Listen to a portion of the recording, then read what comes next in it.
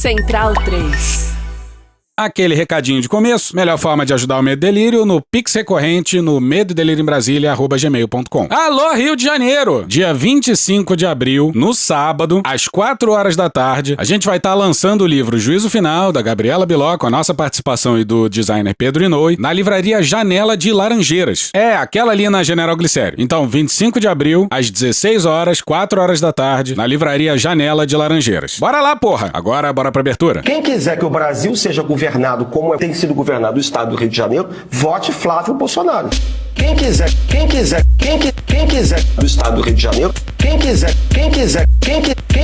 vote Flávio Bolsonaro. É o que vai acontecer no país se Flávio Bolsonaro for eleito. Vai todo mundo se fuder. Exatamente isso. Vai ser o mesmo tipo de política, a mesma malandragem, a mesma corrupção, entendeu? O mesmo governo miliciano, malandragem, corrupção, miliciano. Olha, a família de corruptos. Malandragem, corrupção, miliciano, canibal. 2 votos contrários à abertura da CPI das milícias, Brazão e Flávio Bolsonaro. Que beleza. Domingos Brazão foi condenado a 25 anos pelo homicídio de Marielle Franco, a mais 25 anos pelo homicídio de Anderson Gomes, a 16 anos e 8 meses pelo homicídio tentado da Fernanda, que é a assessora que estava junto no carro e sobreviveu. Não vai ser privilégio só nosso, não. Vai ser para todos. Vamos nacionalizar a Alerj. O que você acha? É isso, mas é isso que vai ser. Imagina. Medo e Delírio em Brasília. Vocês percebem a loucura? Legal. Olá, bem-vindos ao Medo e Delírio em Brasília com as últimas notícias do que restou do Brasil. Bom dia, boa tarde, boa noite. Bom dia, porra.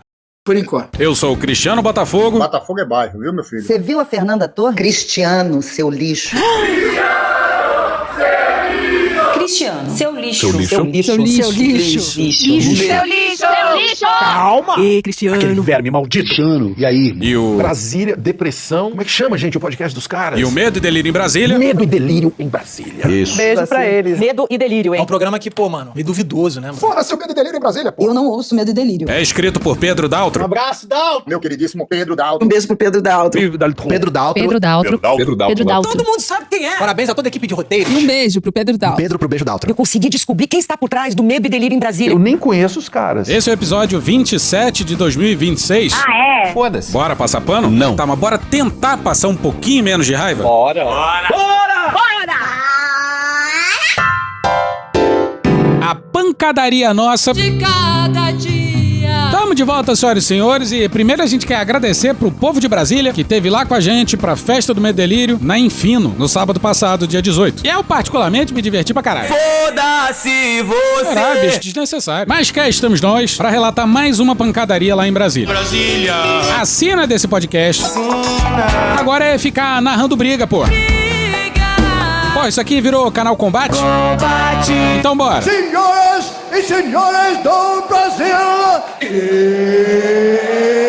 it's time! O CPI do crime organizado chega ao fim nesta terça-feira com um relatório que pede o indiciamento de 3 ministros do Supremo Tribunal Federal e do Procurador-Geral da República. E como diria o analista político, amigo do Marquinho... Caralho, Marquinho. Porra, que quadra da história, hein? Quadra da história? Que quadra da história? Relatório de CPI indiciando 3 ministros do STF e o PGR. E não são quaisquer ministros não, hein? Vamos fazer uma grande confusão. Porra, caralho, porra. Pois é, o Gilmar e o Careca. E tem o Toffoli também. De longe, a pior indicação do Lula ao STF, hein? Sabe? Nessas horas confusas e nubladas, é preciso se perguntar o que a extrema-direita achou desses indiciamentos. Responde aí, Paulo Guedes. Uma festa danada. Pois é, a extrema-direita adorou o relatório do Alessandro Vieira. CPI do crime organizado, então, finaliza os seus trabalhos nesta terça-feira. Ela que começou lá em novembro de 2025, na esteira daquela mega operação que aconteceu no estado do Rio de Janeiro, que deixou mais de 100 pessoas mortas. Ela foi, então, instalada pelo presidente do Senado Federal, Davi Alcolumbre, para poder fazer investigações voltadas ao crime organizado, como, por exemplo, investigar as facções criminosas, como o Comando Vermelho e o PCC. E bora com o relatório do Alessandro. Com um prazo de 120 dias e orçamento limitado a R$30 mil, esta comissão objetivou identificar soluções para o combate ao crime organizado. Sou ousado! O plano de trabalho foi apresentado e aprovado na mesma data. detalhando a investigação sobre a atuação e a expansão de organizações criminosas no Brasil. O roteiro de trabalho previa a análise do modus operandi de facções e milícias em diferentes regiões do país, buscando entender suas estruturas de tomada de decisão. Pois é, mas não foi isso que aconteceu. É isso mesmo, não foi bem assim. Como se imaginaria que a CPI iria investigar, voltada aí às facções criminosas, mas eles focaram mais no Banco Master. Isso aconteceu, Neila, por quê? Não sei. I was hoping you could tell me. Porque as comissões que estavam tendo seus trabalhos acontecendo dentro do Congresso Nacional acabaram focando aí na volta dos trabalhos no Banco Master. Foi o caso da CPMI do INSS, da Comissão de Assuntos Econômicos e agora a CPI do crime organizado, que finaliza com indiciamentos voltados para ministros do STF e o PGR, mas não traz o nome de Daniel Vorcaro e nem de outras pessoas ligadas a ele em relação ao Banco Master. No caso da CPMI do INSS, o Master era um dos bancos que oferecia consignado. E no caso da CPI do crime organizado, tem a lavagem de dinheiro do PCC via Faria Lima. Mas calma, vamos voltar ao começo da CPI. CPI essa que foi solenemente ignorada por essas bandas de carro. Eles são burros. São meio burros mesmo, né? Porra, o mundo tá em modo... Dedo no cu e gritaria. E o Pedro tá com hiperfoco no Trump. Tem que ser falado. Pois é, mas algumas pessoas foram ouvidas pela CPI do crime organizado, tais como o Andrei Rodrigues, diretor da... O Lincoln Gaquia, promotor paulista, jornalista e pesquisador Bruno Paes Manso, o Garotinho...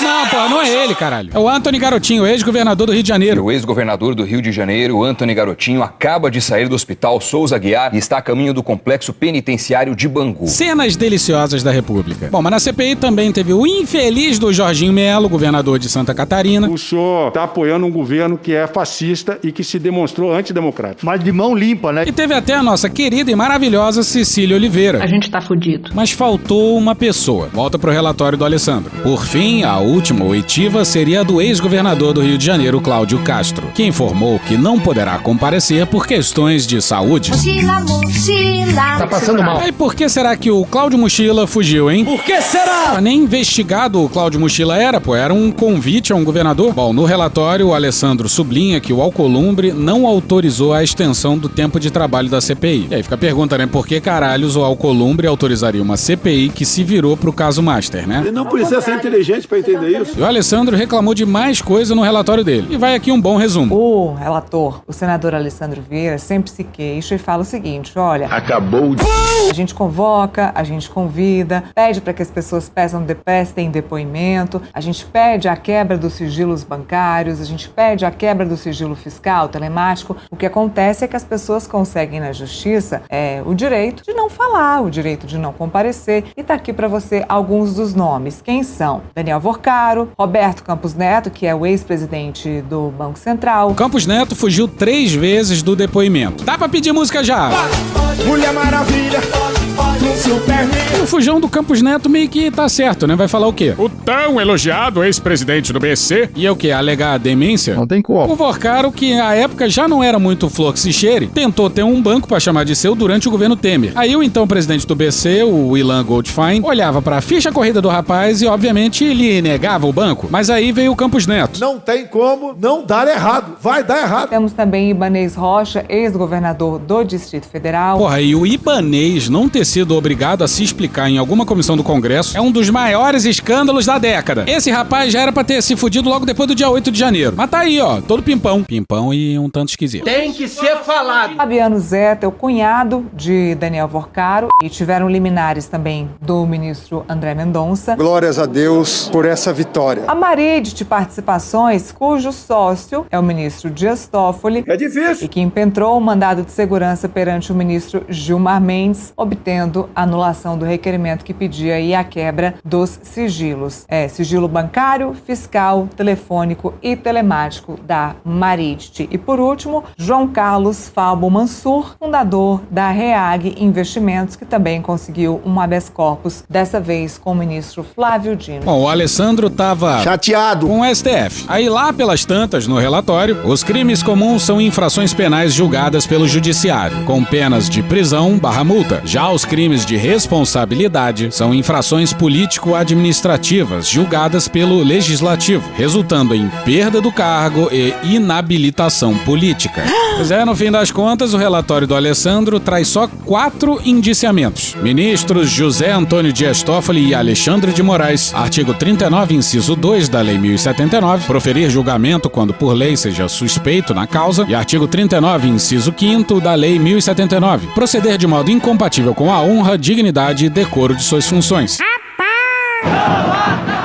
Ministro Gilmar Ferreira Mendes. Isso é muito grave. Artigo 39, inciso 5º da Lei 1079. Proceder de modo incompatível com a honra, dignidade e decoro de suas funções. Oh, really? Pois é, o STF tá na mira da extrema-direita. Não é como se o STF fosse imaculado não, hein, pelo amor de Deus. Mas nesse contexto, com tanto alvo pra mirar, foi justamente no STF que o Alessandro Vieira mirou. Mas calma. Calma, você tá. Que falta o amigão da Bia Kicis. O Paulo Gonet eu conheço há 30 anos. Foi meu colega de UNB, acompanha a carreira dele, um cara seríssimo, conservador raiz. PGR Paulo Gustavo Gonet Branco. Artigo 40, inciso 3 da Lei 1079. Ser patentemente desidioso no cumprimento de suas atribuições. E não tem a ver com a pandemia, não. Não tem. Aí até faria sentido. Pela inação quanto a isso, dava pra condenar Aras e Gonet Com tranquilidade. No caso dos ministros do STF, a apuração de crimes comuns dependeria da atuação do próprio tribunal como julgador de seus pares. Contexto esse insuficiente para assegurar a devida accountability. É aquilo que os franceses chamam de détournement de pouvoir. Legal. Oh, e a palavra accountability faz o que com a gente, hein, Bob Jeff? Provoca em mim os instintos mais primitivos. Obrigado, Bob Jeff. Não é pra cantar aqui não, não é pra cantar aqui não. Pode chegar. Porra. Essa decisão ganha ainda mais relevo histórico e consistência na medida em que se compreende que, numa república, todos devem ser tratados de forma isonômica perante a lei. Mas, ao mesmo tempo, se constata que, ao longo de mais de 2 séculos, os integrantes de uma poderosa elite jamais tiveram suas condutas avaliadas com o rigor devido. O Brasil, ao longo de sua ainda breve jornada democrática, já testemunhou investigações, julgamentos e condenações de figuras de grande relevo, ocupantes de cargos no Executivo e Legislativo, mas jamais de integrantes das altas cortes da Justiça. Mas é difícil discordar disso, né? O poder mais avesso à luz do sol é o judiciário mesmo. Mas esses indiciamentos, nessa quadra da história, no contexto dessa CPI, só estão servindo à extrema-direita. É muito bom. E o maior risco para a democracia brasileira não é o STF, pelo amor de Deus, mas, de novo, a extrema-direita. Pra caralho. Na prática, esses indiciamentos, Neila, quer dizer o quê? Pedido de impeachment. E isso será julgado aqui pelo Senado Federal e vai caber aí ao presidente do Senado, Davi Alcolumbre, definir se isso deve acontecer ou não. E ninguém estava esperando pelo que veio. Havia uma expectativa, sim, em Brasília, na cobertura política, na imprensa, de que seria um relatório duro, mas não a esse ponto. Não a ponto de pedir indiciamento de ministros do Supremo, inclusive do Procurador-Geral da República, Paulo Gonet. E como vocês já devem saber, o relatório foi rejeitado. Acaba de sair, inclusive, a votação por 6 votos a 4. O relatório do senador Alessandro Vieira foi rejeitado. Rejeitado, portanto, por 6 votos a 4, o relatório do senador Alessandro Vieira. E sim, o governo se mexeu para isso. Uma manobra liderada pelo governo substituiu 3 integrantes da CPI para garantir essa rejeição do relatório, ou seja, a rejeição fez parte também de toda uma manobra, substituição de membros da CPI para que esse relatório fosse negado, como foi agora por 6 votos a 4. Bom, a maioria do Senado é teoricamente, bem teoricamente, governista, algo em torno de 50 de 81 senadores. Mas na comissão, a maioria era da oposição. Aí o Alcolumbre entrou em cena e as mudanças de integrantes foram feitas. Olha, votaram a favor do relatório o próprio relator, Alessandro Vieira. Equivocada por quê? E os senadores Magno Malta Eduardo Girão. My name is Eduardo Girão. Esperidião Amin. Eu sou eleitor declarado de Flávio Bolsonaro. Votaram contra Otto Alencar, Humberto Costa, Beto Faro, Tereza Leitão, Rogério Carvalho e Soraya Tronic. Essa substituição, essa manobra que substituiu membros da CPI, foi a seguinte manobra. Saíram os senadores Sérgio Moro, Marcos Duval. Tá aqui a bala de prata. E Jorge Cajuru. Isso, Cajuru! É aquele negócio, né? Se o Moro e o Marcos Duval se fuderam, era papo de decretar feriado nacional.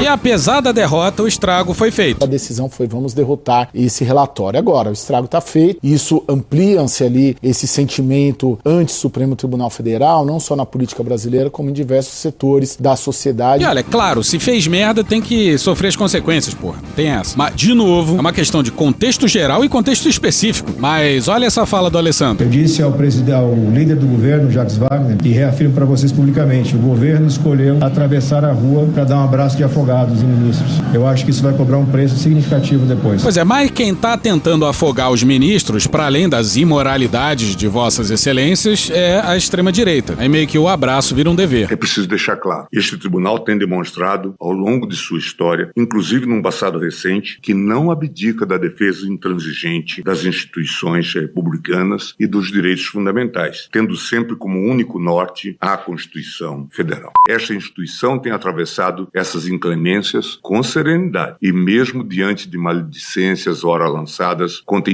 integrantes do tribunal, assim continuará com a mesma tranquilidade, dignidade e firmeza de sempre. Quando vi meu nome inserido nessa tal lista de indiciados por parte do senador relator deste caso, eu disse: é curioso, ele se esqueceu dos seus colegas milicianos e decidiu envolver o Supremo Tribunal Federal por ter concedido um habeas corpus. Mas só esse fato narrado mostra exatamente que nós descemos muito na escala das degradações. Eu queria fazer esse registro porque reputo que a situação é grave e exige um posicionamento. Muito obrigado, senhor juiz. Era pro STF ter se limitado a uma voadora ou outra no Alessandro. O relatório foi derrotado, o governo saiu em defesa da Suprema Corte e é tanta loucura acontecendo que isso logo ia sair de pauta. Mas não. Hoje não! Hoje sim! O ministro Gilmar Mendes, do STF, faz uma representação à Procuradoria-Geral da República pedindo que o senador Alessandro Vieira seja investigado por abuso de autoridade. Não, brother. Cara! Não é hora pra desespero! E quem vai decidir é um dos indiciados pelo Alessandro. O ministro Gilmar Mendes disse que houve um desvio de finalidade na CPI. É tanto ali fugindo do escopo da CPI, do objeto da CPI, que seria investigar as facções criminosas, a atuação das organizações criminosas, e o fato de, no relatório final, a CPI ter indiciado ministros do Supremo por crime de responsabilidade, que é um crime administrativo. Ele disse o seguinte na ocasião, que esse desvio de finalidade não é algo inocente, que é crime. E aí, na sequência, o ministro Dias Toffoli, que também foi alvo desse indiciamento, desse pedido, de indiciamento, ele disse que se for configurado mesmo que houve um abuso de autoridade, isso pode levar à inelegibilidade do senador Alessandro Vieira. Ficou entusiasmado demais! Aí eu acho exagero. Pô, ameaçar com inelegibilidade? O presidente do STF... Ministro Fachin, marxista-leninista. Ontem mesmo, só relembrando, também emitiu uma nota em defesa dos ministros, dizendo que desvio de finalidade nas CPIs enfraquece os pilares democráticos, ameaça também os direitos fundamentais de qualquer cidadão. Pois é, a reação do STF também Tá errado! é a Suprema Corte se blindando da pior maneira nas últimas semanas. Mas é preciso dizer que as declarações do Alessandro Vieira também foram despropositadas depois do relatório ter sido apresentado. Relator, crime de responsabilidade, o que tem a ver com crime organizado, senador? É uma consequência lógica, basta fazer acompanhamento. O relatório é muito textual sobre isso. Pô, aí não, né? Aí não dá, presidente. Dá pra criticar o STF com tranquilidade. Com tranquilidade. Mas usar esse tipo de retórica só vai acabar de vez com a imagem do STF. E na sequência, os jornalistas meio que ficam sem acreditar na resposta, né? Então, na visão do senhor, o crime organizado está dentro da Suprema Corte? Se conecta na atuação que nós tivemos por parte de pelo menos 3 ministros e o Procurador-Geral da República. É uma análise técnica. Técnica. Sem nenhum caráter ideológico. Sem o viés Ideológico ou partidário. É simplesmente a constatação de que numa república ninguém pode estar acima da lei. São duas coisas diferentes. Pois é, como diz o Gilmar. Uma coisa é uma coisa, outra coisa é outra coisa. Aí, nas explicações dele, o Alessandro disse que não teve tempo para fazer mais indiciamentos. Mas o mesmo não valeria para ministros do Supremo, porque por mais que a gente, e nós da imprensa, temos criticado bastante o comportamento de ministros do Supremo, mas esse mesmo problema do tempo exíguo não seria então insuficiente para chegar nas conclusões a respeito de crimes de responsabilidade apontados pelo relatório para ministros do Supremo? Não, porque no caso deles os fatos foram comprovados. Tá, vamos pegar o caso do Gilmar. Proceder de modo incompatível com a honra, dignidade e decoro de suas funções. Eu não discuto, por exemplo, a decisão do ministro Gilmar. A gente discute o sequestro da relatoria. Essa é a questão. E a prova seria uma decisão judicial? Agora, o ministro Gilmar, por exemplo, ser indiciado por uma decisão judicial em qualquer democracia constitucional do mundo é intangível. O Supremo tem o papel no sistema de ser o último a decidir. Se eu posso julgar um ministro do Supremo por causa da decisão judicial dele, eu estou dizendo que não é ele o último a decidir. Ou seja, o Legislativo estaria invadindo uma competência do Supremo e destruindo a democracia. Não é pouco isso. Eu sei que é inconveniente para as pessoas, mas eu divirjo dessa interpretação. Ele não devia ter feito isso. Isso é a crítica que nós fazemos. Mas querer criminalizar um ministro por ter interpretado o direito, interpretado a Constituição, mesmo que a gente divirja, né? Me parece algo absurdo no plano da democracia. É evidente que se você comprova amanhã que o ministro se corrompeu de alguma forma por causa de uma decisão judicial, ele tem que ser processado pela corrupção e não pelo conteúdo da decisão. E pela lógica do Alessandro, os ministros impediram os trabalhos da CPI. Mas o Alcolumbre foi quem executou isso. Não deveria ele, então, ser indiciado? Se o Gilmar Mendes, no entendimento dele, e o Toffoli tentaram obstruir os trabalhos da CPI, então qual foi o efeito dessa atitude da cúpula do Congresso, inclusive se recusando a ler o requerimento para prorrogar essa CPI? O efeito é o mesmo. É um dia triste para a República. Essas atitudes não são republicanas. A atitude do Alessandro Vieira não foi republicana e a atitude das falas agora do STF ameaçando o Alessandro Vieira também não são republicanas. Pau que dá em Chico, também dá em Francisco. Muito obrigado. Mas agora uma rápida mensagem dos nossos patrocinadores. A maternidade não precisa significar isolamento, sobrecarga ou perda de autonomia. A Dona Chica Sling faz carregadores ergonômicos que permitem que mães, pais e cuidadores carreguem seus bebês com segurança, conforto e liberdade, para seguir vivendo, trabalhando e ocupando todos os espaços. Porque colo é necessidade e autonomia também. Conheça nossos carregadores de bebês em donachicasling.com.br ou no @Dona Chica Sling. Tem 10% de desconto com o cupom MEDO e DELÍRIO. Gente, muita coisa legal lá no Dona Chica Sling. Os slings são lindos, mas não é só sling que tem lá não. Tem boné, ecobag, camiseta e todos com uma mensagem bem legal.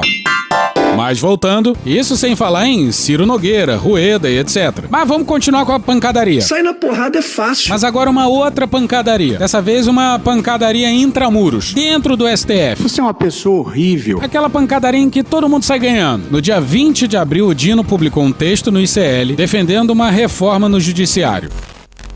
Nos últimos anos, cresceram os debates sobre o Poder Judiciário, especialmente sobre o Supremo Tribunal Federal. É digno de nota que tal intensificação ocorreu após as decisões do tribunal sobre temas que envolvem grandes interesses, como armamentismo, negacionismo climático, pandemia, fake news, intervenção militar constitucional, entre aspas, big techs, emendas parlamentares e defesa da democracia. Vale lembrar ainda que o STF foi alvo de retaliações estrangeiras sem, contudo, se curvar a imposições, o que provavelmente ampliou sentimentos vis. De outra face, é inequívoco que, em um mundo marcado por tantas desigualdades, conflitos e precariedades institucionais, reformas são bem-vindas, quando inspiradas pelo interesse público e revestidas de consistência técnica. Decorridos 22 anos da última reforma, creio ser o caso de realizar um novo ciclo de mudanças constitucionais e legais, mediante a participação dos órgãos integrantes do sistema de justiça e das entidades representativas dos seus membros.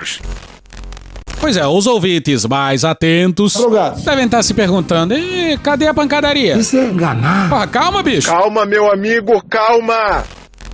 Realço que essa dimensão participativa e dialógica é essencial, pois só o AI-5 da ditadura conseguiu impor, de fora para dentro, mudanças no judiciário, inclusive com a degola injusta dos cargos de 3 ministros: Hermes Lima, Vitor Nunes Leal e Evandro Lins e Silva.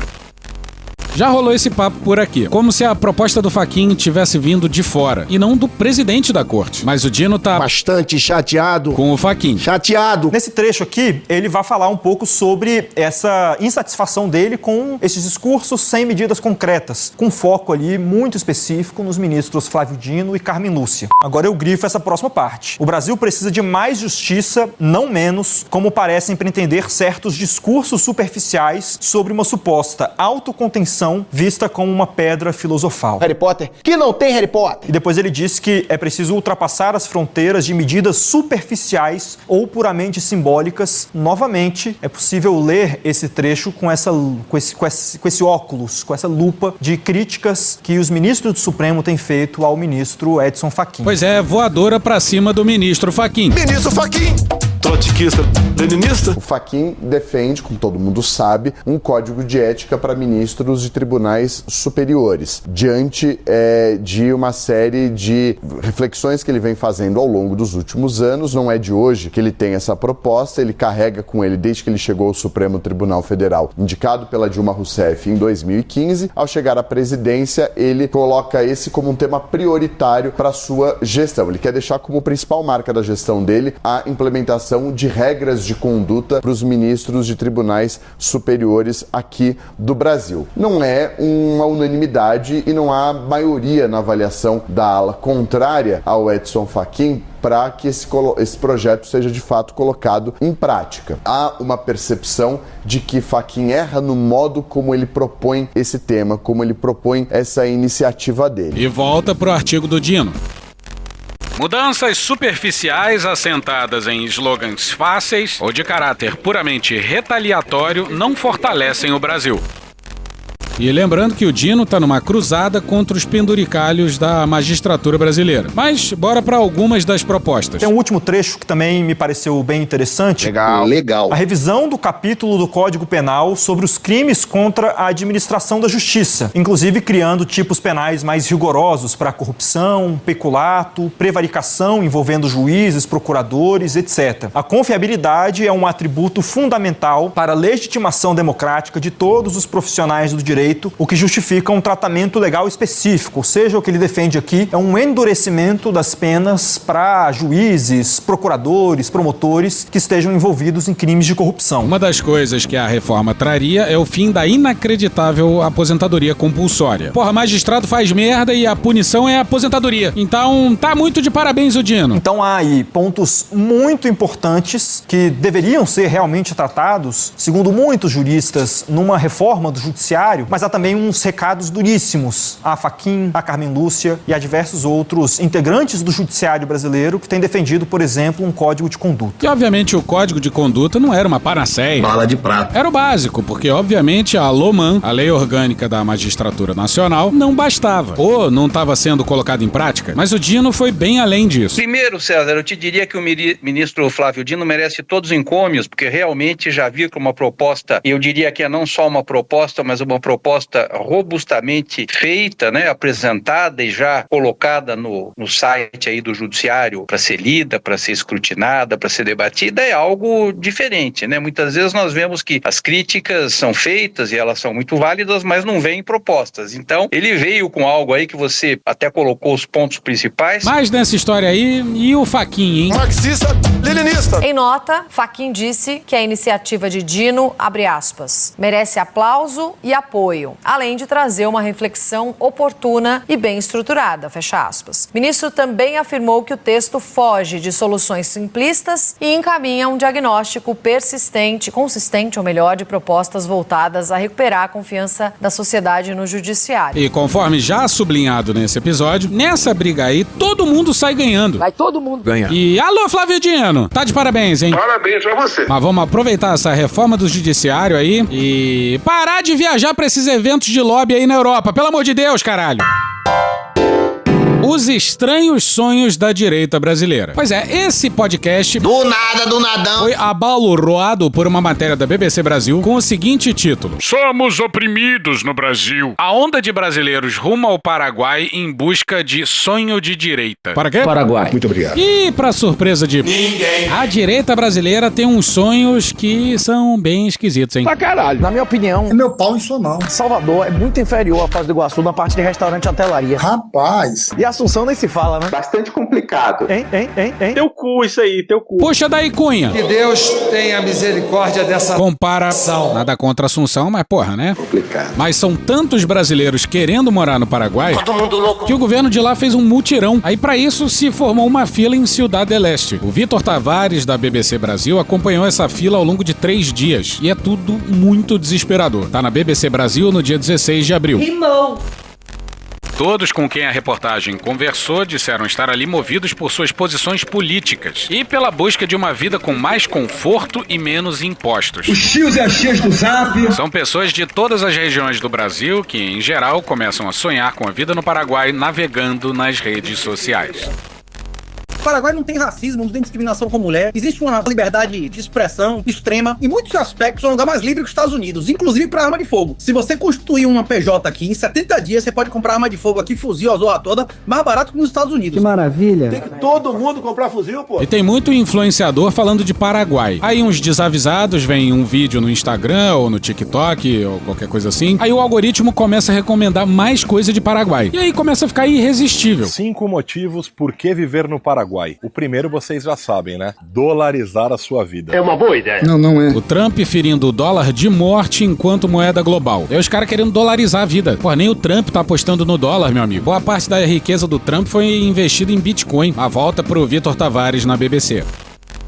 Os vídeos que se proliferam, em geral, enumeram as vantagens econômicas de se mudar para o país, reforçando a baixa carga tributária do Paraguai e a predominância de governos de direita na sua história. A minha homenagem ao nosso general Alfredo Stroessner. Mano, corra, rapaz. E o presidente atual é popular aí? É bem popular, viu? E o cara já disse que tem que fazer caça predatória do PCC e do CV aqui, né? Caça predatória é quando você mata o filhote, não é isso ou não? Santiago, você tem que matar no filhote os vagabundos, as facções aqui, não é isso? Muito legal, muito bacana, muito gentil ele. E não vamos falar o nome desse rapaz, porque se você não conhece, vai ganhar o prêmio de continuar não conhecendo. Parabéns. Ignorância às vezes é uma benção, hein? Uma volta pro Vitor Tavares na BBC. Foi assim que Marcelo Mendes, um arquiteto aposentado de 70 anos de Recife, abandonou o plano de se mudar para Portugal, onde sua filha mora. Abre aspas, na internet a gente teve conhecimento em vários grupos. A gente viu vídeos de pessoas que já vieram contando a situação. Como é que tira os documentos? Fecha aspas, conta ele. E segundo o cara, só falta convencer a esposa dele. E fica aqui toda a nossa solidariedade para a esposa. Se eu tiver que fugir hoje... eu ficaria entre Portugal, El Salvador e Paraguai. Paraguai também é um lugar muito promissor, viu? A carioca Zena Sherazzi, de 68 anos, percorreu sozinha 1.500 quilômetros de ônibus do Rio de Janeiro a Ciudad del Este, no escuro, sem saber direito se tinha em mãos todos os documentos que precisava. Sou ousado! Abre aspas, é muita propaganda no YouTube. Cada um diz uma coisa, mas vim aqui pra ver, fecha aspas, explica. Professora aposentada e viúva, ela espera conseguir pagar um plano de saúde mais barato no Paraguai. Porra, muito parecido com a Bahia, né? Tá vendo algum mendigo aqui? Vocês vão ver aí, cartão de crédito aqui, a guerra ao dinheiro é pesada, meu irmão. Os caras dando 20, 30% de desconto em gasolina na porra toda, você usando cartão local. Sistema bancário, você pode ter conta em dólar, conta em Guarani. Paz, não tá atraindo petista não, viu? Não tem mendigo. Desde 3 horas da manhã na fila do mutirão, Zena gravava um vídeo para dizer a amigos que, na verdade, não estava só. Havia uma legião de pessoas como ela à espera de um sim do Paraguai. Abre aspas, nós da direita nos sentimos as pessoas mais oprimidas. A gente não tem liberdade. É um governo que só está nos fazendo mal. Fecha aspas. Os entrevistados louvam os impostos baixos e a legislação trabalhista do Paraguai. Para o quê? Paraguai. O país, por exemplo, não tem FGTS e as férias começam em 12 dias úteis por ano, aumentando com o tempo de empresa, podendo chegar a 30 dias. Não há seguro-desemprego. Deixa cada um se fuder. O Paraguai vai voar e nós temos orgulho de viver nesse país maravilhoso que dolarizou as nossas vidas. No meu caso, é uma honra viver no Paraguai, é uma honra promover o Paraguai para o mundo. Fiquem com Deus, acreditem no Paraguai. Para o quê? Paraguai.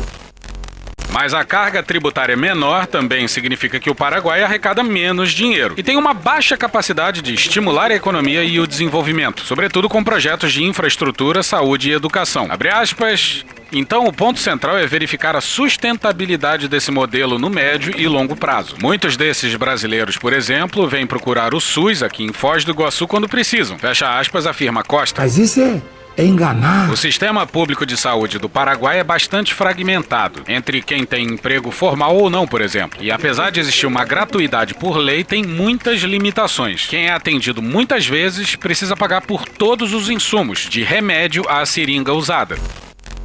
Um lugar que fica com os braços e pernas abertas. Ele disse isso mesmo? Pra quem quer gerar riqueza, pra quem quer investir. Vai atrair esse tipo de gente. A galera que tá vindo pra cá não é ladrão não, velho. As coisas tendem a ir pra onde elas são bem-vindas, né? O pessoal fica dizendo que essa porra aqui vai ser o México da América Latina, isso aqui vai ser a Suíça da América Latina. Contanto que não entre a esquerda e cague a porra toda, né? E os tórridos sonhos da direita brasileira? Sexo selvagem. Estão ao sul, quem diria, hein? E do Paraguai a gente vai pra Argentina. Olá a todos! Mas antes uma mensagem da galera da Central 3. Você conhece a história do Quilombo dos Palmares? Sabia que durou quase 100 anos e teve aproximadamente 20 mil habitantes? Quer saber mais? Procure por Vida Palmarina no seu agregador de podcast a partir de 6 de abril. Uma produção Central 3 e Janga. Mas voltando, a direita brasileira ama o Milei. Presidente! Hola, qué placer verte. Un abrazo de mi padre, de mi hermano, y muchas gracias por reconocer o primeiro asilo político de um brasileiro na Argentina. A esperança. Te hace ganar. Teu cu! Pois é, a direita brasileira ama o Milei e, porra, a gente talvez esteja falando aqui da figura mais bizarra da direita mundial, hein? Viva a libertad, carajo! Não grite, seja educado. Volta e meia aqui a gente coloca uns textos bizarramente elogiosos ao Milei. Bizarro. Como se o governo dele fosse um grande sucesso. Não é. Mas é o grande modelo a ser seguido por um presidente de direita no Brasil. Marcelo, o Banco Mundial anunciou que calcula que o PIB da América Latina como um todo vai crescer 2,1% neste ano, quer dizer, 0,3% a menos do que no ano passado. Pois é, numa quadra da história com 2 guerras e uma sucessão de choques na logística global, até que não tá ruim. O Banco Mundial indica que a Argentina desponta como a exceção positiva na região. Mas é mentira. Um aumento de 3,6% para este ano. Pois é, ninguém na Argentina acredita nisso. Ninguém. Mas E daí? Lamento. o mercado tá excitadíssimo com a Argentina, claro. O organismo financeiro sustenta que isso se deve, abre aspas, à estabilização e às reformas, fecha aspas, quer dizer, as medidas implementadas pelo presidente Milei, como as reformas trabalhistas, a reforma fiscal. Presta atenção que isso aqui é importante. Embora elas sejam acompanhadas por um aumento do desemprego e crescente irritação social. Aí, ó. É que o de cima sobe e o de baixo desce. Quem poderia imaginar que uma política voltada a fuder com o povo argentino ia deixar esse mesmo povo irritado? Quem diria? Mais uma vez, como já virou tradição nacional, a Argentina está na malária. Malária não é a doença tropical neste caso. Malária aqui é a palavra para descrever aquele momento em que o bolso entra em modo sobrevivência. Viva a libertad, carajo! E o Banco Mundial elogiando. Não que a gente esperasse muito, né? Mas... Vacas magras. Os dados oficiais confirmam que o desemprego subiu de 6,4% para 7,5%. E pior, quem ainda tem trabalho está no limite, porque quase 1 entre cada 3 trabalhadores está sobreocupado. Traduzindo, mais de 45 horas por semana, porque um salário só não fecha a conta. É o famoso trabalhar muito e continuar apertado. Bora pra Ayelen Oliva na BBC News no dia 18 de abril. Para a diretora da área de Emprego, Distribuição e Instituições Trabalhistas do Instituto Interdisciplinar de Economia Política da Universidade de Buenos Aires, Roxana Maurício, abre aspas, ter emprego não é mais um seguro contra a pobreza na Argentina, fecha aspas. This is fine. I'm okay with the events that are unfolding currently. Os institutos públicos e as consultorias privadas chamam esse fenômeno de trabalhadores pobres. São pessoas ocupadas que, mesmo com salário, vivem em situação de pobreza. Abre aspas, o trabalhador pobre é aquele que, mesmo tendo emprego, recebe salário que não permite que ele saia da pobreza. Fecha aspas, explica Maurício. Ela destaca que o salário mínimo do país atingiu níveis inferiores aos registrados na crise de 2001. Um estudo privado do Instituto de Estudos sobre a Realidade Argentina e Latino-Americana da Fundação Mediterrânea, publicado em outubro passado, registrou que 1 a cada 5 trabalhadores argentinos é pobre. E segundo o último Panorama do Emprego Informal e da Pobreza Trabalhista, publicado em março pelo Instituto Interdisciplinar de Economia Política, a quantidade de trabalhadores pobres aumenta para 1 a cada 3 entre as pessoas com empregos informais. E a seguir, palavras de uma eleitora do Milei. Yo lo voté. Eu votei nele, mas não sei. Mas está convencida hoje de que o seu voto foi eficaz? Não. Por quê? Que coisas que não estão boas? Não consigo alugar, quer dizer, eu tenho um bom emprego, mas não consigo alugar. E tenho um bom emprego. Eu vou me especializar em cirurgia, eu sou técnica ortopédica. E você não consegue alugar num lugar legal, então? Não. Mas do jeito que as coisas estão, as pessoas não estão conseguindo fechar as contas e está tudo muito complicado. Você acha que esses últimos 2 anos de governo vão melhorar as coisas nesse sentido? Não. Tem esperança? Não. E o Milei foi pior do que a pandemia para a economia argentina. Não é pouca merda não, hein? Desde a chegada de Milei ao poder, mais de 22 mil empresas fecharam as portas. Sim, ouviu corretamente. Mais do que durante toda a pandemia, quando fecharam 15 mil empresas na Argentina. E tem mais. A abertura das importações, especialmente no setor têxtil, está colocando pressão total na indústria local. Com a entrada de produtos mais baratos, principalmente da China, o resultado já aparece. Demissões em massa no setor de vestimentas. Enquanto isso, a inflação, que parecia que havia dado uma certa trégua no ano passado, voltou a subir. 2,9% só em fevereiro. No acumulado de 12 meses, 33,1%. Resumo desta opereta em ritmo de tango. Menos empresas, mais desemprego, mais horas de trabalho e o custo de vida continua subindo. A malária, ao que tudo indica, não é só uma fase. Está com cara de temporada. O plano do Milei, que é anarcocapitalista, seja lá que desgraça que esse conceito signifique, jamais ia dar certo. E não era muito difícil prever isso, já que o dono do plano não é exatamente a pessoa mais brilhante do mundo e jurou simplesmente cortar tudo loucamente. Chato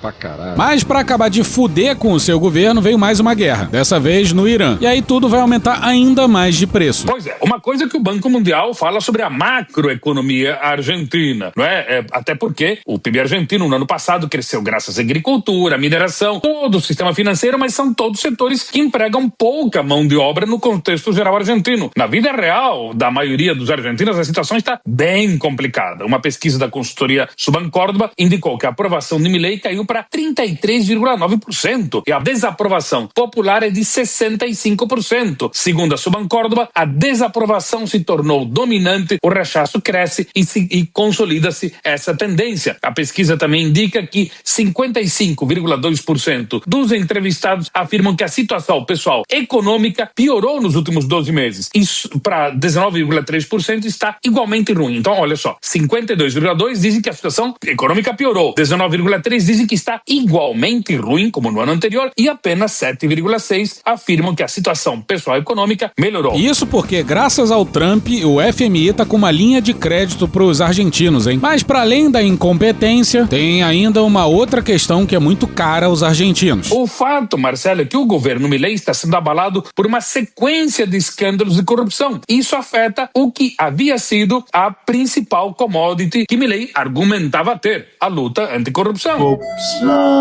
Pelas bandas de cá, a gente fez um episódio sobre a Libra, aquela moeda digital promovida pelo Milei. Insuportável! E ele tava em contato direto com os caras, tá tudo comprovado. Além de maluco, ao que parece é ladrão também. Sou ladrão! E esse é só um dos casos. Tem outro caso envolvendo compra de remédios para deficientes. Isso envolvendo a Karina, a irmã dele. E tem áudio. Uma grande confusão. E também está sendo abalado pelo crescimento da inflação, que continua crescendo gradualmente. Ela havia caído no início do governo e depois voltou a subir. E, justamente, a principal bandeira de Milei era exatamente o fim da inflação, Marcelo. E isso não está acontecendo. E tem muita gente passando fome. A matéria que vai a seguir foi feita numa rua onde voluntários cozinham para quem não pode comprar comida.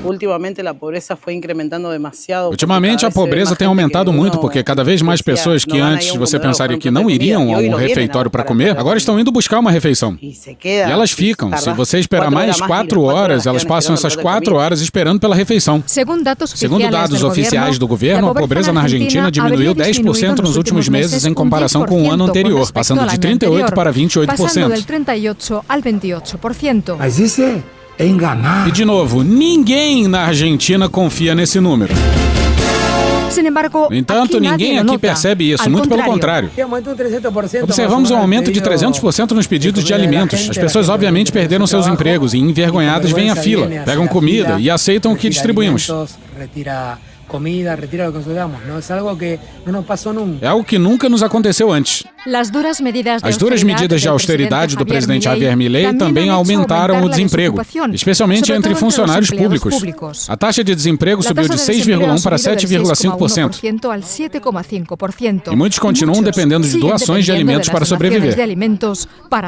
Pois é, a fome está num nível que agora eles estão vendendo carne de burro por lá.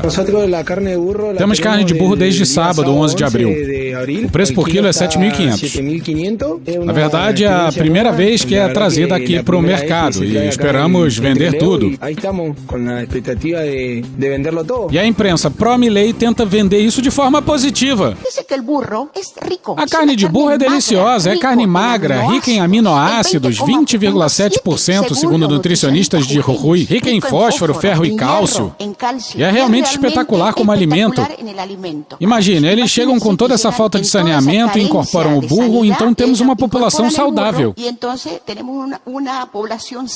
E está vendendo bem. Viva a liberdade, carajo! E as pessoas estão bastante curiosas, para ser honesto. Não pensávamos que iríamos vender tanta carne de burro, ou que tantas pessoas viriam, mas a verdade é que muitas pessoas vieram comprar para experimentar pela primeira vez. Temos uma seção exclusiva só para carne de burro, uma sala separada também exclusivamente para carne de burro. A carne de burro não é consumida com frequência em todo o mundo. É mais comum na China e em alguns países africanos, como Burkina Faso e Níger. E alguns países de África. Burkina Faso, Níger. Mas em geral é uma prática local e muitas vezes rejeitada culturalmente. Do ponto de vista nutricional não tem problema nenhum. Quem vai falar a seguir é Babi Etchekopar, um jornalista de direita, eleitor do Milei, amicíssimo do Macri. Escuta aí. Pessoal, estamos numa situação complicada, porque uma coisa é estar na Zâmbia e no Burundi. Estar em Zâmbia. Você nasceu para provocar o inimigo e comê-lo. Outra coisa é viver na terra da vaca, onde nós estamos comendo carne de burro. Uma puta que pariu, hein? Burros, mulas e cavalos costumam ser usados para defender a pátria. Agora eu mudei para hambúrgueres. Já estamos comendo carne de burro. Carne de burro e mula era consumida, e carne de cavalo também, durante a Primeira e a Segunda Guerra Mundial. Porque eles até começaram a sacrificar cachorros para comer. Espero que não, mas o prato especial de hoje era carne de burro. Pessoal, estamos numa situação complicada. Eu esperava que, depois de 2 anos e meio do governo do Milei, pelo menos hoje o país inteiro estivesse comendo o que quisesse. E sem as mentiras de Caputo sobre como a pobreza foi reduzida pela metade. As pessoas deixaram de ser pobres porque tem mês para pagar as contas, comprar remédios para os filhos, comprar um botijão de gás. Ninguém na Argentina tem isso hoje. Eles estão governando terrivelmente. E quem resumiu bem demais o Milei foi o Rogério Tomás Júnior. Javier Milei nunca teve êxito em nada na vida. Apanhava do pai, só recebia desprezo da mãe, teve um único amigo na vida inteira, o também economista liberal Diego Giacomini, que se afastou de Milei quando este se abraçou à extrema-direita. A primeira namorada só veio aos 47 anos. Fez faculdade particular, paga pelo seu Norberto, que atrasava o pagamento de propósito só para humilhar o filho. Se sentia injustiçado e sofria com a falta de reconhecimento. Aí precisaram de um personagem na televisão para atacar o governo, Macri, e ele era perfeito. Histriônico, eloquente o suficiente, caricato e virtualmente indomável por qualquer adversário em debates. Cresceu, virou fenômeno midiático, abriu os olhos e viu que poderia ganhar muito dinheiro e, quem sabe, ainda se tornar poderoso. Esse é o resumo de uma história muito mais complexa que tem como protagonista um ser humano fraturado psicologicamente, que usa fraldão geriátrico aos 50 anos,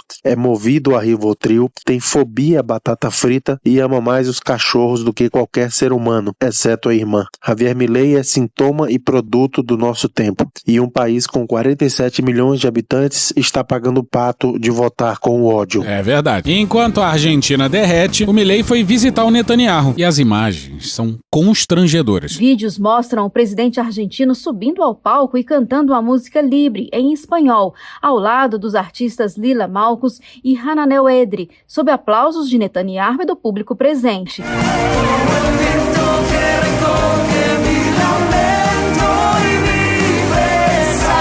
Em outro outro trecho da cerimônia, Milei aparece acendendo uma tocha, um dos atos simbólicos do evento.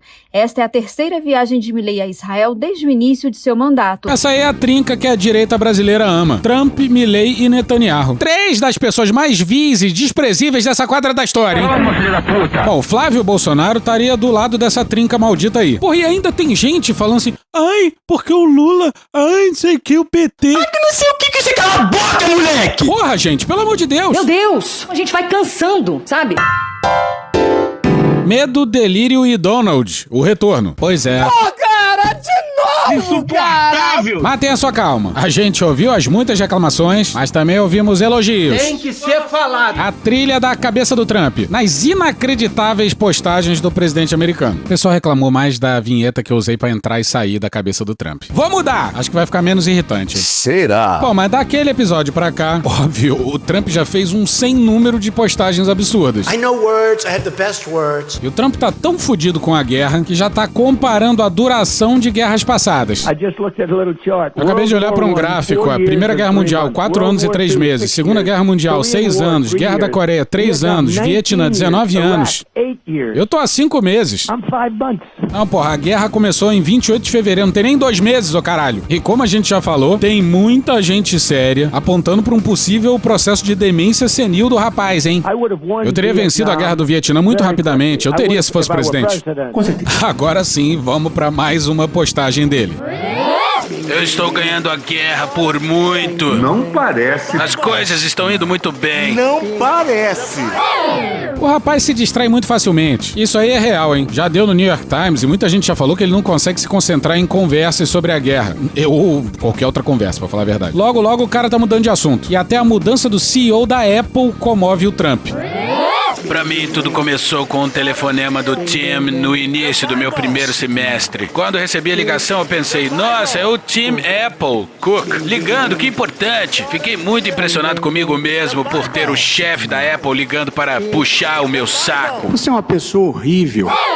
Pois é, no original ele falou kiss my ass. É, puxar meu saco. Para me bajular. E a última vez que ele tinha usado a expressão kiss my ass foi, recentemente, se referindo ao príncipe da Arábia Saudita. Resumindo, Tim Cook é um cara incrível. Presidente Donald J. Trump. O Trump humilhou o Tim Cook da mesma forma que o Luciano Huck humilha as pessoas naquelas gincanas com prêmios em dinheiro. Ele humilha o pobre, humilha, mas depois ele ajuda. Os iranianos se recusam a se curvar aos Estados Unidos na negociação. E aí mais um prazo do Trump ia expirar. Considerando que o governo do Irã está seriamente fragmentado, o que não surpreende, e a pedido do marechal de campo Azim Munir e do primeiro-ministro Shehbaz Sharif do Paquistão, fomos instruídos a suspender nosso ataque ao Irã até que seus líderes e representantes apresentem uma proposta unificada. Pois é, agora não tem mais 72 horas, mais 2 semanas. Agora é sem prazo. O Wall Street Journal perdeu o rumo. Um idiota do conselho editorial do Wall Street Journal chamado Elliot Kaufman acabou de escrever um artigo de opinião intitulado Os iranianos acham que Trump é um otário. Sério? É sério? É claro, o Trump falou, eu sou fodão, tal, sou bom pra caralho e... Mas, apesar de tudo isso, tem um idiota no conselho editorial do The Wall Street Journal escrevendo sobre eu ter sido considerado um otário. O Irã certamente não pensa assim, nem nenhuma outra pessoa. Acho que Rupert Murdoch mandou ele escrever dessa forma, porque o Wall Street Journal perdeu o rumo. Mal comparandíssimo, é como se o Bolsonaro reclamasse do Tutinha sobre a cobertura da Rádio Pan-Americana S.A. Jovem Pan 1. O Irã está em colapso financeiro. Eles querem a abertura imediata do Estreito de Hormuz. Estão desesperados por dinheiro. Perdem 500 milhões de dólares por dia. Militares e policiais reclamam que não estão recebendo seus salários. SOS! E do nada ele larga umas postagens de uma frase só, em tudo em maiúscula. Não se pode abrir mão da sanidade e do bom senso. Olha quem está falando. Porra, tudo que falta ao Trump, né? Sanidade e bom senso. O Irã está tendo muita dificuldade para definir quem é o seu líder. Eles simplesmente não sabem. A luta interna entre os linha dura, que vem sofrendo derrotas feias no campo de batalha, e os moderados, que não são nada moderados, mas estão ganhando respeito, é uma loucura.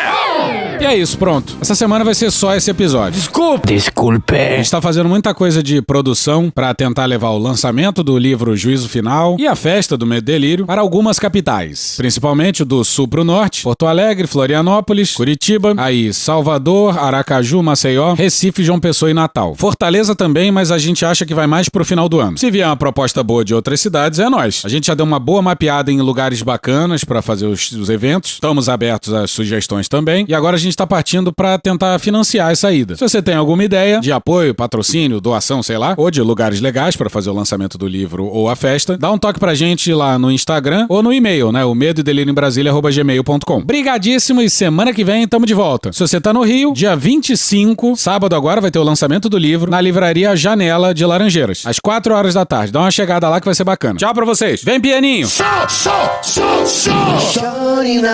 E hoje a gente fica por aqui. Esse episódio usou áudios de e-mail, Jovem Pan, Band Jornalismo, ICL Notícias, SBT News, Sport TV, Choque de Cultura, Gil Brother, Hermes e Renato, Casimiro, Franciel Cruz, Altas Horas, Fernanda Torres, Galãs Feios, Ariel Palácios, Rafa Mon, Thaís Bilenque, Natuzaneri, Angu de Grilo, Samia Bonfim, Maria Rita, Xadrez Verbal, Bebel da Bebel Books, Elô D'Angelo, Carol Ito, Ana Bonassa, Letícia Sarturi, UOL, Não Inviabilize, Alfredo Rolo, Bagaceira Chique, Aviões e Músicas, Globo News, Porta dos Fundos, História Pública, Estúdio CBN, Petit Jornal, Meteoro Brasil, Podcast Pauta Pública, Diogo Defante, Ian Neves, Professor Pasquale, Carla Bora, Secos e Molhados, MCBN, Legião Urbana, Djavan, Marília Mendonça, Aldair Playboy, MCWM, Bruce Buffer, Metrópolis, Rádio Band News FM, TV Justiça, TV 247, TV Brasil, Jornalismo TV Cultura, Jair Me Arrependi, Metallica, Ozark, Globo News, Coisa Nossa, José Carlos Araújo, Cecília Oliveira, Dória Aventureira, Dom e Juan, Os Donos da Bola, Leva Nós, Podcast Ilustríssima, TV Senado, Programa do Ratinho, The Big Bang Theory, Cartoon Network, Roberto Jefferson, Greg News, CNN Brasil, ND Play, Marcos Duval, Cajuru, Orquestra Brasileira de Música Jamaicana, ABC News, Antônio Zambujo, Rede Globo, Canal Gov, Crente News, Luiz Lima, Desmentindo Bolsonaro, Meteoro Brasil, Seu Pimenta, G1, Molejo, Cortes 38, Midcast, Silvio Brito, Esse Menino, Jorge Benjor, Portal Paraguai, Chaves, O Antagonista, Somos Gen, Opaí, Vitor Camejo, Arquivo X, Flow, Pesadelo na Cozinha, VI1, Terra Brasil, Não Adivinho, As Meninas, Marcos Vale, Alexandre Frota, El Destape, El Universal, AG24, Daniel Mayakovsky, Arrepentitos LLA, Rogério Tomás Júnior, Infomani, José Inácio Araújo, The Daily Show, CNBC, Falha de Cobertura, Olha Quem Está Falando, Bahia Cast, Tatiana Roque, Marcelo Freixo, TV Brasil, TV Quase, TV Câmara Distrital, Guilherme Boulos, Conversa com Bial, Emanuela da PC Associação, Podcast, Flip, TV Senado, Casé TV, Drauzio Varela, Inteligência Limitada, Hoje Tem, Greg News, Thiago Santinelli, MC Creu e The Office. E The Office! Tá satisfeito agora ou não? Você tá satisfeito agora? Thank you! Se quiser e puder, pinga um lá pra gente no apoia.se/Medo e Delírio, no patreon.com/Medo e Delírio em Brasília, na Orelo ou no Pix Medo e Delírio em Brasília@gmail.com. Porra, doação ao caralho, porra. Não tem nem dinheiro pra me comprar um jogo de videogame, morou, cara? Assina o nosso feed no seu agregador de podcast favorito e dá uma olhada nas nossas redes sociais. E também no loja.medoedelirioembrasilha.com.br. Eu sou o Cristiano Botafogo, o Medo e Delírio em Brasília é escrito por Pedro Daltro e produzido pelo Guilherme Gandolfi,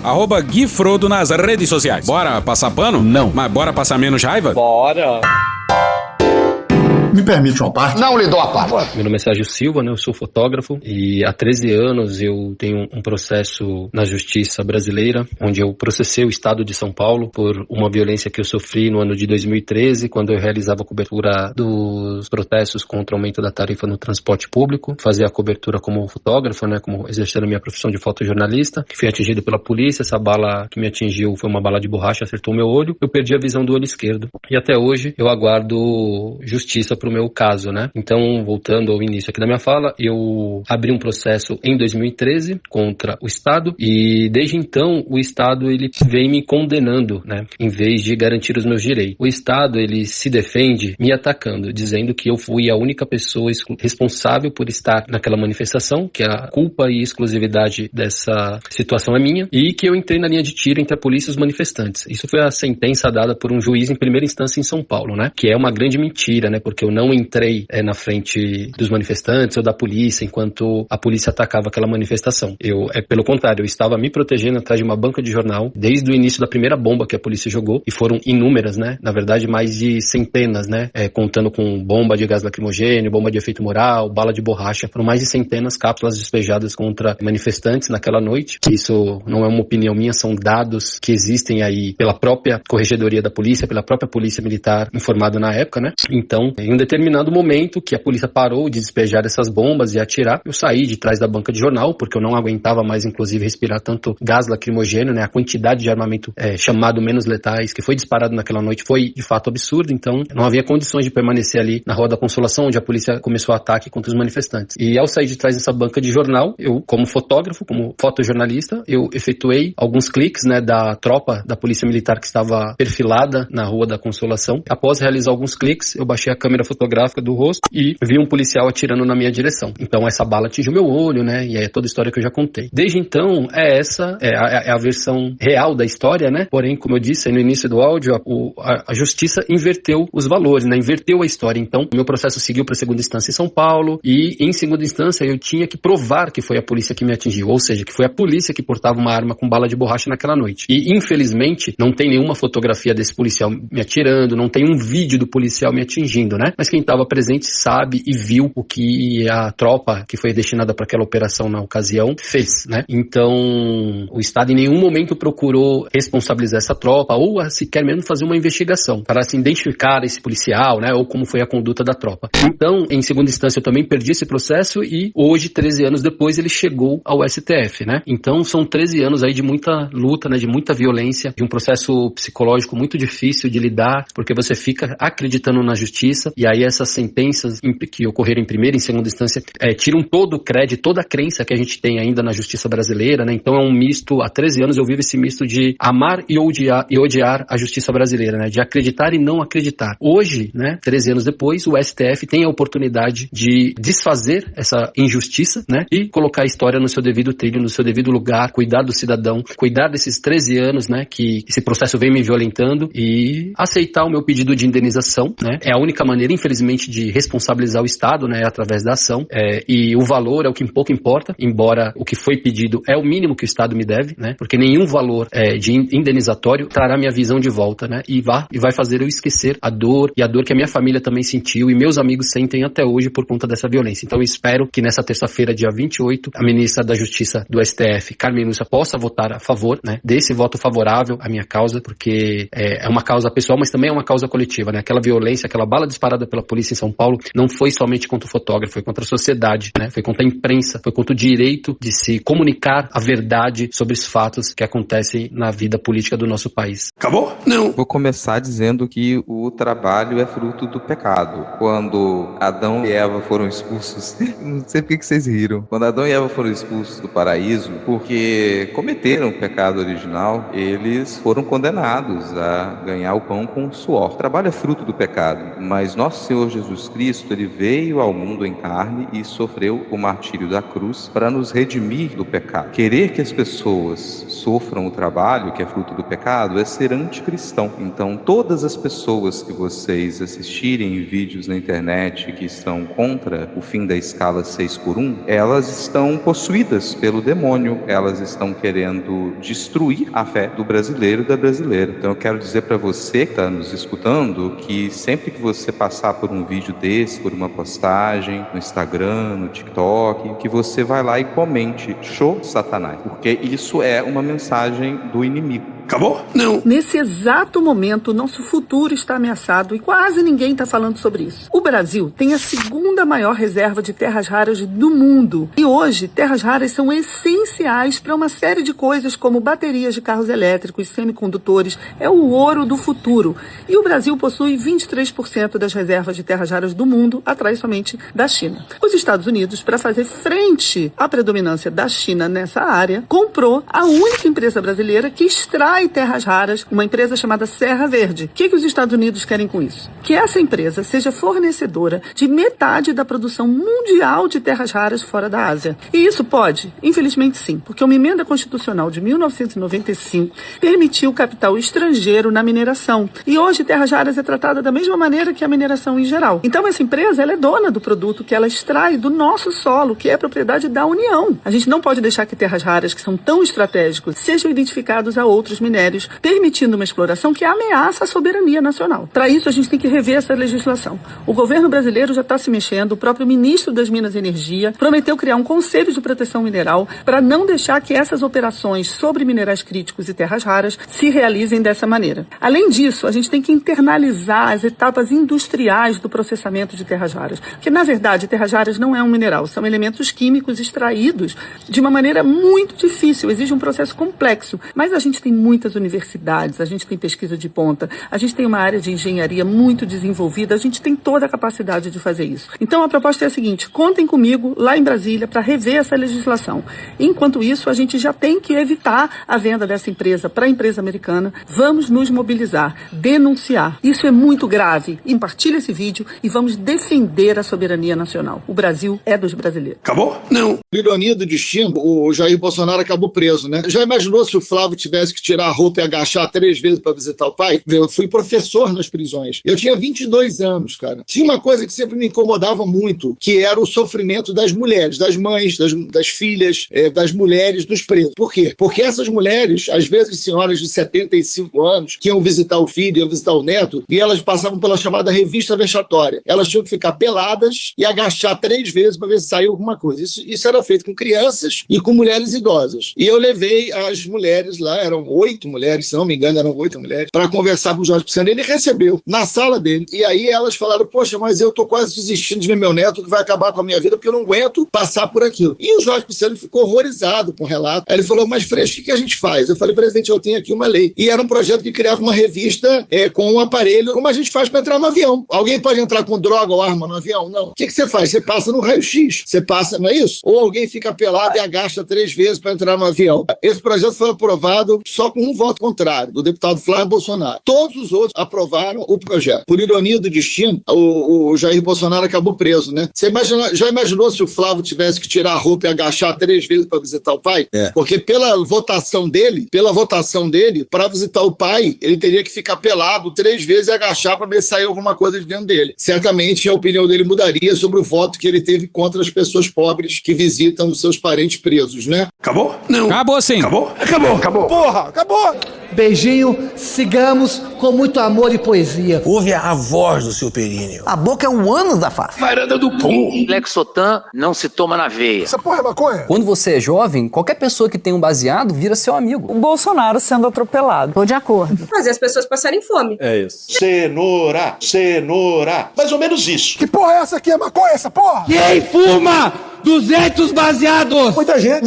Muita gente. Conversa de bêbado. Nem todo artista é maconheiro, mas todo maconheiro é um artista. Algum delírio. Presunto Parma, vamos lembrar, não é qualquer presunto. Não é proibido no Brasil transar. Antigamente as pessoas ainda coçavam a virilha, hoje nem isso coça mais. Pegue sua Toyota, empurre dentro do seu cu. Um Opalão, um Chevette, um Gol Bolinha. Vai deixar eles mijarem em cima de você? Lixo. Arrombado. Vai entrar o grosso. O grosso chegou! Ai, que dor no meu pau. Eu sou especialista em pau. É a piroca. Ela é bastante extensa. Veja a gramatura. Você não sabe como eu ficava feliz quando eu vi um trabalhador mostrar uma pica. Também entra. Cadê os machos? Eles têm um pênis. Pistolão bonito, né? Há controvérsias. Contém ovos. Não esqueça de lavar os testículos, a virilha e o ânus. 95% da população mundial faz errado a limpeza do ânus.